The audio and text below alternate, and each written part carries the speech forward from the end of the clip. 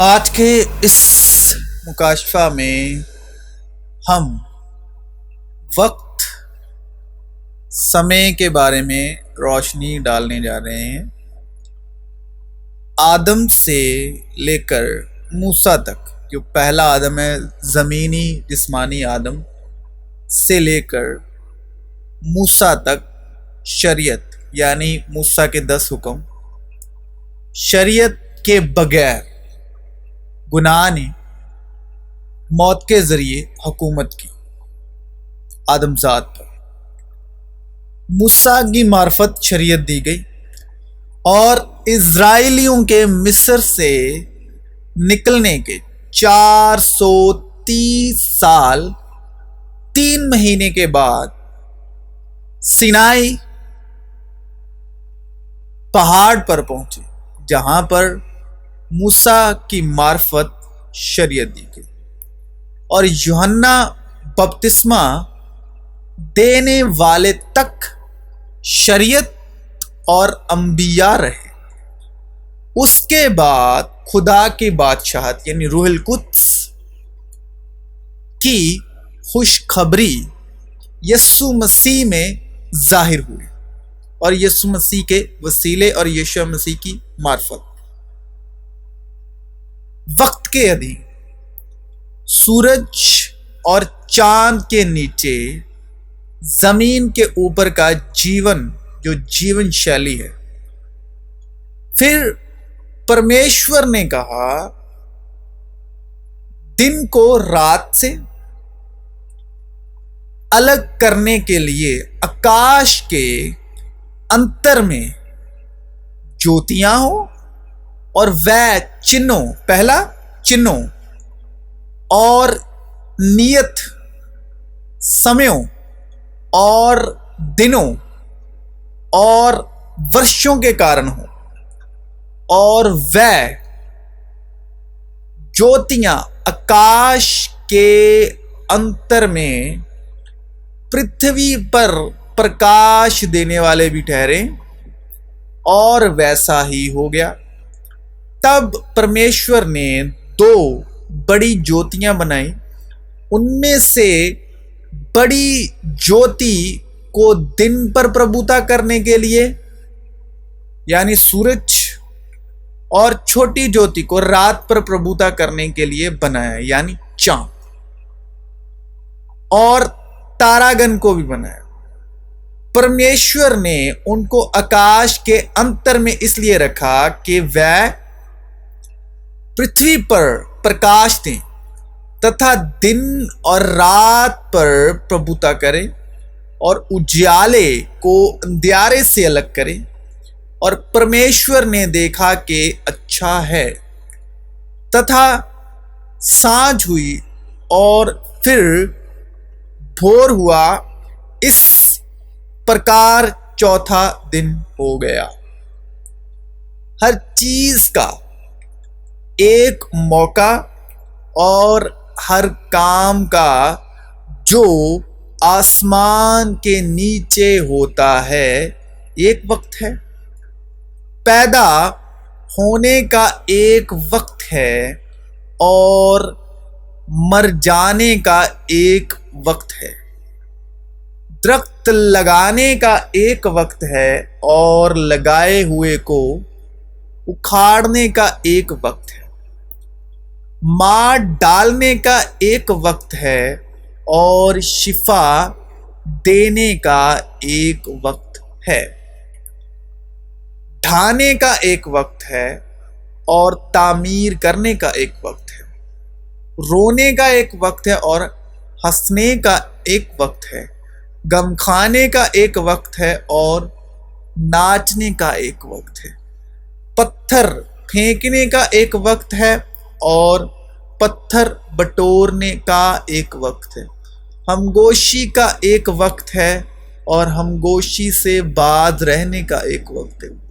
حاصل کرنے کا ایک وقت ہے اور کھو دینے کا ایک وقت ہے۔ رکھ چھوڑنے کا ایک وقت ہے اور پھینک دینے کا ایک وقت ہے۔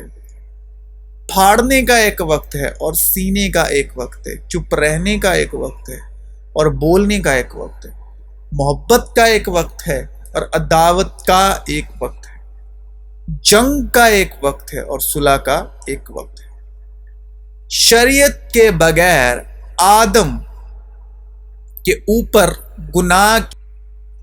گناہ کی بادشاہت۔ بس جس طرح ایک آدمی یعنی زمینی جسمانی آدم کے سبب سے گناہ دنیا میں آیا اور گناہ کے سبب موت آئی، اور خدا نے آدم کو حکم دیا اور کہا کہ تو باغ کے درخت کا پھل بے روک ٹوک کھا سکتا ہے، لیکن نیک و بد کی پہچان کے درخت کا کبھی نہ کھانا، کیونکہ جس روز تو نے اس میں سے کھایا تو مرا۔ اور یوں موت سب آدمیوں میں پھیل گئی، اس لیے کہ سب نے گناہ کیا۔ سب نے اس لیے گناہ کیا کیونکہ آدم نے گناہ کیا، کیونکہ شریعت کے دیے جانے تک دنیا میں گناہ تو تھا، مگر جہاں شریعت نہیں وہاں گناہ محسوب نہیں ہوتا۔ تاہم آدم سے لے کر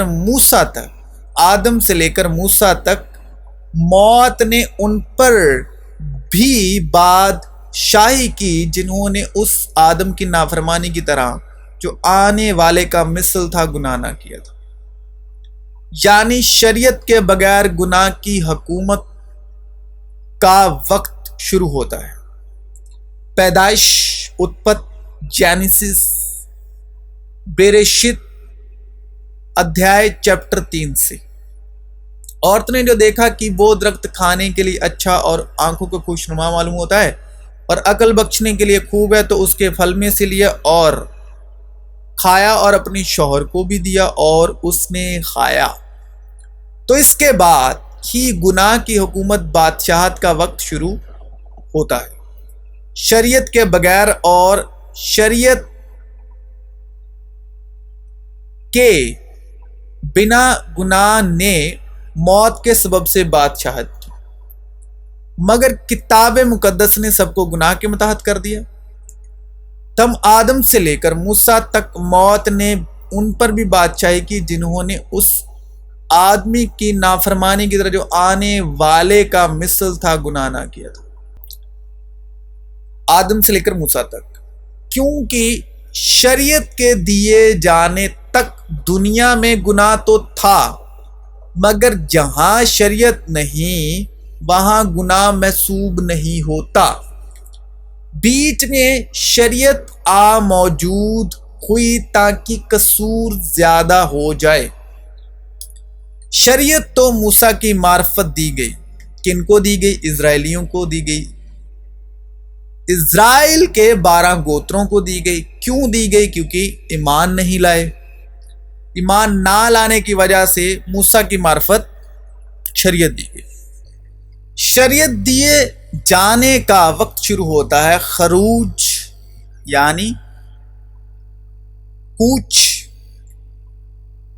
ایکسیڈس 20 باب سے، اور بنی اسرائیل کو جس دن ملک مصر سے نکلے 3 مہینے ہوئے۔ کتاب مقدس کے مطابق اسرائیل مصر میں کتنی پیڑیاں کتنے وقت تک غلام رہا؟ سورج ڈوبتے وقت ابرام پر گہری نیند غالب ہوئی، اور دیکھو ایک بڑی ہولناک تاریکی اس پر چھا گئی، اور اس نے ابرام سے کہا کہ یقین جان کہ تیری نسل سے لوگ ایسے ملک میں جو ان کا نہیں پردیسی ہوں گے اور وہاں کے لوگوں کی غلامی کریں گے، اور وہ 400 برس تک ان کو دکھ دیں گے، لیکن میں اس قوم کی عدالت کروں گا جس کی وہ غلامی کریں گے، اور بعد میں وہ بڑی دولت لے کر وہاں سے نکل آئیں گے، اور تو صحیح سلامت اپنے باپ دادا سے جا ملے گا اور نہایت پیڑھی میں دفن ہوگا، اور وہ 4تھی پشت میں یہاں لوٹ آئیں گے، کیونکہ اموریوں کے گناہ اب تک پورے نہیں ہوئے۔ اور جب سورج ڈوبا اور اندھیرا چھا گیا تو ایک تنور جس میں سے دھواں اٹھتا تھا دکھائی دیا، اور ایک جلتی مشال ان ٹکڑوں کے بیچ میں سے ہو کر گزری۔ اور بنی اسرائیل کو مصر میں بدوباش کرتے ہوئے 430 برس ہوئے تھے، اور ان 430 برسوں کے گزر جانے پر ٹھیک اسی روز خداوند کا سارا لشکر ملک مصر سے نکل گیا۔ یہ وہ رات ہے جسے خداوند کی خاطر ماننا بہت مناسب ہے، کیونکہ اس میں وہ ان کو ملک مصر سے نکال لایا۔ خداوند کی یہ وہی رات ہے جسے لازم ہے کہ سب بنی اسرائیل نسل در نسل خوب مانے، اور موسیٰ 80 برس اور ہارون 83 برس کا تھا جب وہ فرعون سے ہم کلام ہوئے۔ اور بنی اسرائیل کو جس دن ملک مصر سے نکلے 3 مہینے ہوئے۔ میرا یہ مطلب ہے جس عہد کی خدا نے پہلے سے تصدیق کی تھی، یعنی ایمان کا عہد، وشواس کا عہد، وعدے کا عہد، اس کو موسیٰ کی شریعت 430 برس کے بعد آ کر باطل نہیں کر سکتی کہ وہ وعدہ لا حاصل ہو۔ پھر خداوند نے ملک مصر میں موسیٰ اور ہارون سے کہا کہ یہ مہینہ تمہارے لیے مہینوں کا شروع اور سال کا پہلا مہینہ ہو۔ پس اسرائیلیوں کی ساری جماعت سے یہ کہہ دو کہ اسی مہینے کے 10ویں دن ہر شخص اپنے ابائی خاندان کے مطابق گھر پیچھے ایک برہ لے۔ تمہارا برہ بے عیب یک سالہ نر ہو، اور ایسا بچہ یا تو بھیڑوں میں سے چن کر لینا یا بکریوں میں سے، اور تم اسے اس مہینے کی 14ویں تک رکھ چھوڑنا، اور اسرائیلیوں کے قبیلے کی ساری جماعت شام کو اسے ذبح کرے۔ پہلے مہینے کی 15ویں تاریخ کو انہوں نے رامسیس سے کچھ کیا۔ فسح کے دوسرے دن سارے بنی اسرائیل کے لوگ سب مصریوں کی آنکھوں کے سامنے بڑے گھمنڈ فخر سے روانہ ہوئے۔ ابیب مہینے کی 15 تاریخ، یعنی ہمارے وقت کے مطابق، ہمارے کیلنڈر کے مطابق مارچ مہینے کی 15 تاریخ کو تے پنجابی دا دیسی کیلنڈر وچ کہندے آ پہلا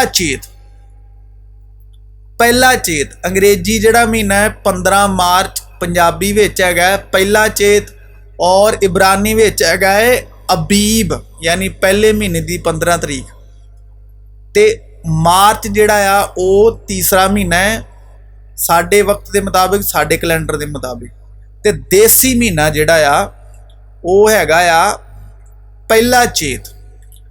اور اسی تاریخ 15 مارچ کو ہی یسوع مسیح کو، یعنی پہلی چیت نو صلیب دے دی گئی۔ یسوع مسیح کو صلیب دے دی گئی کتنی تاریخ کو؟ ابیب عبرانی دی 15، انگریزی دی مارچ، تے چیت پہلا چیت 15 مارچ کو ہی یسوع مسیح کو صلیب دے دی گئی۔ یہ فسح کی تیاری کا دن اور 6 گھنٹے کے قریب تھا۔ پھر اس نے یہودیوں سے کہا، دیکھو یہ ہے تمہارا بادشاہ۔ بس وہ چلائے کہ لے جا اسے صلیب دے۔ پلاطس نے ان سے کہا، کیا میں تمہارے بادشاہ کو صلیب دوں؟ سردار کاہنوں نے جواب دیا کہ کیسر کے سوا ہمارا کوئی بادشاہ نہیں۔ اس پر اس نے اس کو ان کے حوالے کیا تاکہ صلیب دیا جائے۔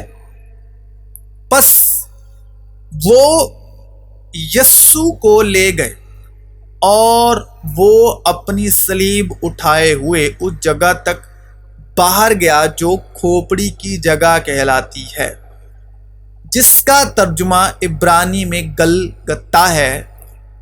وہاں انہوں نے اس کو اور اس کے ساتھ اور 2 شخصوں کو صلیب دی۔